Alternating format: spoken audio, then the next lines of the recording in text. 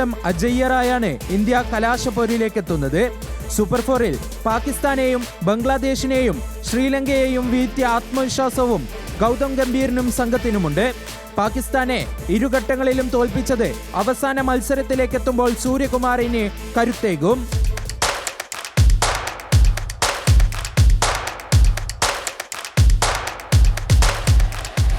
ഫൈനലിലും ഇന്ത്യയുടെ പ്രതീക്ഷകൾ ഓപ്പണർമാരിൽ തന്നെയാണ്. ഗില്ലും അഭിഷേകും നൽകുന്ന അടിത്തറ പിന്നീട് വരുന്നവരും ഉപയോഗിച്ചാൽ കൂറ്റൻ സ്കോർ നേടാനും വിജയലക്ഷ്യം മറികടക്കാനും അനായാസം സാധിക്കും.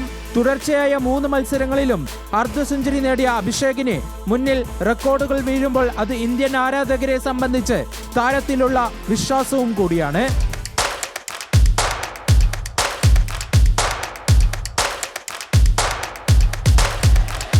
T20 ടൂർണമെന്റിൽ ഏറ്റവും കൂടുതൽ റൺസ് നേടിയ താരമെന്ന നേട്ടത്തിലേക്കെത്താൻ 10 റൺസ് മാത്രമാണ് അഭിഷേകിന് വേണ്ടത്. മുന്നിലുള്ളത് വിരാട് കോഹ്ലിയും. ബൗളിംഗിൽ കുൽദീപ് യാദവാണ് ഇന്ത്യയുടെ കുന്തമുന. ടൂർണമെന്റിൽ ചൈനാമാൻ ബൗളർ വീഴ്ത്തിയത് 13 വിക്കറ്റുകൾ. വരുൺ ചക്രവർത്തിയും അക്ഷറും കുൽദീപിനൊപ്പം ചേരുന്നതോടെ സ്പിൻ നിര ശക്തം. പേസർമാരെ നയിക്കുന്നത് സൂപ്പർ താരം ബുംറ തന്നെ. ഒപ്പം ഹാർദിക്കും ഹർഷ്ദീപും പാർട്ട് ടൈമായി ദൂബെയും കൂടിയെത്തുന്നതോടെ ഫാസ്റ്റ് ബൗളിംഗും ശക്തം.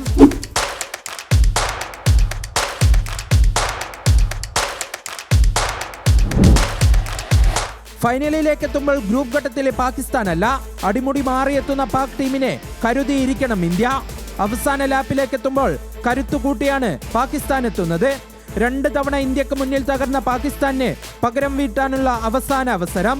കളിക്കളത്തിന് പുറത്തേക്ക് നീണ്ട വിവാദങ്ങളായിരുന്നു ടൂർണമെന്റിൽ ഇന്ത്യ പാക് പോരാട്ടങ്ങളെല്ലാം. ഹസ്തദാന വിവാദവും ആംഗ്യങ്ങളെ ചൊല്ലിയുള്ള വിവാദവും പിന്നാലെ ICC നടപടിയും. എന്തായാലും ഒന്നുറപ്പ്, കലാശ പോരാട്ടം തീപാറും. Sports desk, news Malayalam.